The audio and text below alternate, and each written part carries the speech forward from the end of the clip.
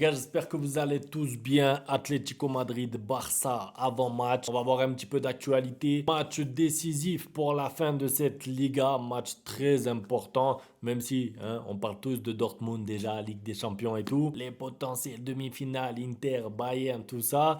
La vérité, c'est que la Liga reprend son cours et que le match qui arrive est un match crucial pour la fin de la saison. C'est un week-end particulier, je dirais même, parce que Real Madrid contre Villarreal aussi, on ne sait pas ce qui va se passer. C'est un beau match à suivre. Barça contre Atlético Madrid fatigué et éliminé de la Ligue des Champions. Bref, on va voir tout ça avec un petit peu d'actualité. Quel 11 doit être mis en place? Est-ce que Hansi Flick doit faire tourner? Et un petit pronostic de ma part d'ailleurs pour tout ce qui est pronostic. Ça se passe avec Unibet. Double bonus, 100 euros offerts plus 10 euros. Lien dans la description. Interdit aux moins de 18 ans. Les cotes pour ce match entre l'Atlético et le Barça sont très intéressantes. Un petit peu plus tard dans la vidéo, je vous partagerai un de mes pronostics. Jouez sagement, lien dans la description pour les bonus. Alors on commence avec ça rapidement, ça n'a rien à voir avec la Liga, mais regardez le classement des buteurs Ligue des Champions. Rafinha, 0 penalty. Vous voyez pourquoi je vous disais que le record de Ronaldo va être trop dur pour Rafinha? Parce que Lewandowski qui a mis 3 penalty, il en est à 9 buts.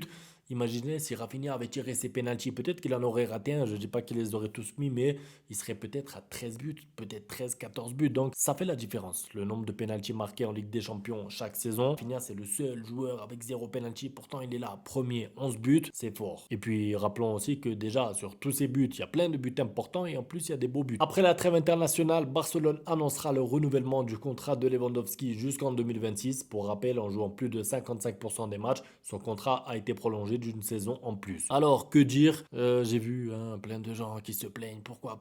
Bon, moi j'accepte le renouvellement. Ça veut dire que je me dis de toute façon, Lewandowski dans un groupe, il fait de mal à personne, il peut faire du bien, il peut apporter. Moi, maintenant, ce que je veux voir, c'est le Barça se tourner vers un autre numéro 9 pour préparer le futur à long terme, mais aussi à court terme. Parce que en soi, sur la saison prochaine, tu peux pas repartir une saison entière avec que Lewandowski comme numéro 9. Alors oui, Torres peut dépanner numéro 9. Ansu Fati peut jouer peut-être un peu, mais il sera plus là. Dani Olmo peut jouer faux numéro 9. Tout ça, d'accord, je l'entends, mais le Barça a besoin d'un vrai numéro 9. Il n'y a plus de Victor Roque. Pas Victor n'a pas de temps de jeu. Je ne saurais pas vous dire si ça serait pertinent ou pas de le garder et de le mettre titulaire. Lewandowski ne pourra pas faire 60 matchs l'année prochaine, donc qu'il soit prolongé ou pas, il faut trouver un autre numéro 9 pour avancer et pour penser à la suite. On n'en est pas encore là, on verra pendant le mercato, mais de toute façon, Lewandowski, déjà qu'il est un peu sur le déclin, même s'il a des statistiques incroyables, on ne peut pas repartir sur Lewandowski toute une saison complète en tant que titulaire dans un an. Il n'avancera plus. Daniel Mo qui a parlé de Pedri, il a dit il est très facile de jouer avec Pedri et en plus de la qualité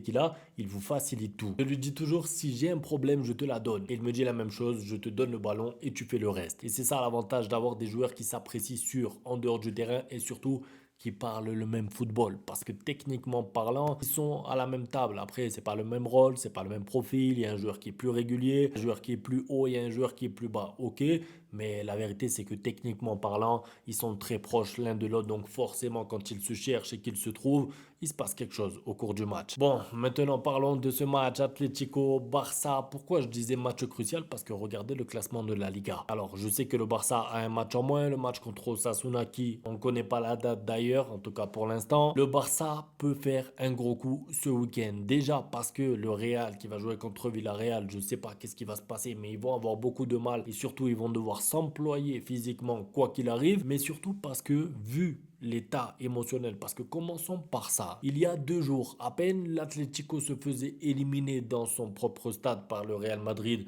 de Vinicius, ou plutôt le Real Madrid de Mbappé en fait maintenant, je sais pas. Au tir au but, avec l'histoire qu'on connaît, Alvarez, etc.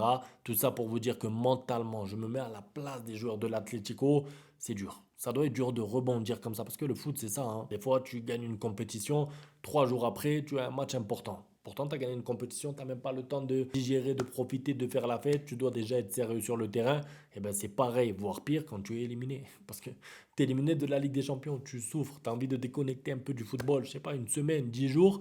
3 jours après, tu joues contre le Barça. Donc, c'est dur, c'est le calendrier. De toute façon, le calendrier du Barça, du Real et de l'Atlético, et c'est logique. Plus tu avances dans la saison, plus il devient difficile. Surtout pour le Real et le Barça maintenant qui avancent dans la Ligue des Champions. Mais tout ça pour dire que l'Atlético Madrid, mentalement, je ne sais pas où ils en sont. Est-ce qu'ils arrivent déjà à passer à autre chose? Ça, c'est le plan mental. Tu as un avantage sur eux, mais parlons aussi de l'avantage physique parce qu'ils ont joué pendant 125 minutes avec les prolongations. Temps additionnel par-ci par-là, en tout ça fait 130 minutes presque. Donc ils vont être fatigués, c'est obligatoire. De Paul qui sort en cours de match, qui a mal, l'autre qui est suspendu. Ils vont jouer avec l'anglais. Ils ont des bons joueurs, c'est vrai, mais la vérité c'est que pour ce match, je vais être exigeant. Autant le match dernier, l'avant-match, avant Osasuna, je vous avais dit, bon, c'est un match qui arrive entre Benfica et Benfica. J'aurais pas été trop exigeant. Le match ne s'est malheureusement pas joué. Là, pour ce match, je suis exigeant. Je réclame les 3 points parce que physiquement et mentalement, tu as l'avantage sur l'Atlético Madrid. Ça veut dire que déjà, quand ils sont à 100% et que tu es à 100%, tu es meilleur qu'eux dans le jeu, on l'a vu.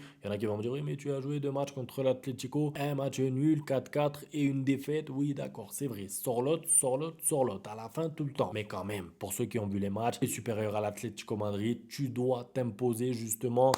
Je ne vais pas dire pour écarter l'Atlético Madrid de la course au titre parce que c'est pas vrai, on ne sait jamais dans cette Liga. On rappelle, hein, le Barça avait à un moment 7 points d'avance, 6 points, le Real aussi avait 7 points d'avance. On pensait que c'était fini, tout d'un coup, voilà. Il y a des équipes qui ensuite ont des baisses de forme. C'était le cas du Barça, ça a été le cas du Real. Donc, quoi qu'il arrive, la Liga n'est pas finie demain après ce match, même si le Barça l'emporte. Mais honnêtement, sur le plan comptable, ça va commencer ensuite à devenir difficile pour l'Atlético. Surtout si le Barça est sérieux jusqu'à la fin de la saison. Et là, le mot que je viens d'employer, sérieux, j'ai envie d'en parler un peu. Ce Barça doit être sérieux sur les fins de match, en fait. C'est-à-dire que bon, ils doivent être sérieux tout le match, ok, mais plus particulièrement contre l'Atlético Madrid, à 80, à la 95e minute, concentré. Je ne veux pas vivre encore une fois une clim de sur l'autre. Ça veut dire que le Barça est supérieur, le Barça mène au score et le Barça se sabote à la 88e minute. Non, je ne veux pas voir ça. Pour ne pas voir ça, il va falloir 2 choses. Soit tu acceptes de garder le résultat et tu recules un peu, tu prends moins de risques, tu joues pas bloc haut comme lors du 4-2 où tu prends du coup des balles longues de sur l'autre ou tuer le match. Et moi, c'est mon option préférée. J'aimerais bien que le Barça tue vraiment le match contre l'Atlético parce que à 4-2, ok, on pensait que c'était plié, mais tu as la balle du 5-2. Tu as 2 occasions pour le 5-2 si tu les mets. Tu es déjà qualifié, façon de parler. Donc, contre l'Atlético Madrid, et on l'a vu d'ailleurs avec le Real, c'est une équipe qui met beaucoup d'intensité et c'est une équipe très intelligente. Elle est un peu sous-cotée, cette équipe d'Atlético Madrid. Pourquoi? Parce que dans les affrontements entre le Barça et l'Atlético, ça a été le Barça qui a été supérieur largement dans le jeu, donc on n'en parle pas trop, mais ils ont beaucoup d'intelligence, beaucoup de vis. Ils arrivent à gérer les temps faibles et les temps forts de leur match. Il va falloir donc être très concentré sur tous les débuts de mi-temps, les fins de mi-temps, parce que contre l'Atlético Madrid, ça aussi, hein. Je parle là tout à l'heure de la fin du match, mais le début du dernier match, là, tu prends 2 buts, tu perds 2-0 en 10 minutes, ça aussi, c'est pas sérieux. Donc j'ai envie de voir un Barça vraiment concentré dès le début du match et ce jusqu'au coup de sifflet final. Voilà, quand il se termine le match, déconcentration quelques jours si vous voulez. De toute façon, après, il y a le rassemblement, il y a des joueurs qui vont partir par-ci par-là en trêve internationale. C'est important de bien finir avant la trêve et c'est important surtout de prendre les 3 points parce qu'on ne sait pas en fait avec le Real Madrid. Moi, j'ai beau dire, ils jouent pas bien, ils sont pas bons, mais ils sont toujours là au coude à coude en Liga et j'ai pas envie que le Barça se fasse rattraper au classement. Maintenant, pour mon 11, alors il y a eu un petit débat. Est-ce qu'il faut faire tourner le Barça jouer en Ligue des Champions? C'était mardi. C'était mardi le match en Ligue des Champions. Donc de mardi à dimanche, tout en prenant en compte le fait que honnêtement contre Benfica,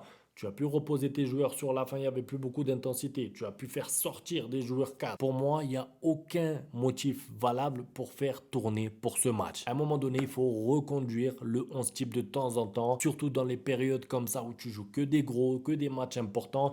Tu as eu la chance de pouvoir te gérer un peu contre Benfica. Ça n'a pas été le cas pour plein d'équipes, hein. Il y en a plein qui ont dû s'employer là contre Liverpool, le PSG en prolongation. Le Real et l'Atlético, pareil, 120 minutes. Je veux dire, le Barça a un peu de chance, c'est qu'ils ont pu tuer la qualif assez tôt. Profitons-en maintenant pour remettre les mêmes. Quand je dis remettre les mêmes, je parle des 10 joueurs, sauf Araujo, parce que je mettrai Koubarsi. Araujo va jouer des matchs compliqués avec l'Uruguay là-bas. C'est un joueur qui est sujet à blessure. Koubarsi n'a pas joué en Ligue des Champions. Je trouve plus pertinent, en tout cas moi, de mettre Koubarsi pour ce match avec Inigo, Koundé, Baldé. C'est classique. Milieu Pedri, De Jong et Dani Olmo. Et l'attaque classique, Lewandowski, Rafinha et Lamine Yamal. Avec ça, vous avez votre 11 type tout simplement. Le but, c'est d'aller prendre les 3 points. Le Barça ne peut pour moi pas se permettre de faire tourner dans ce match. C'est l'Atlético et même s'ils sont fatigués, même si mentalement c'est dur pour eux, ils seront présents.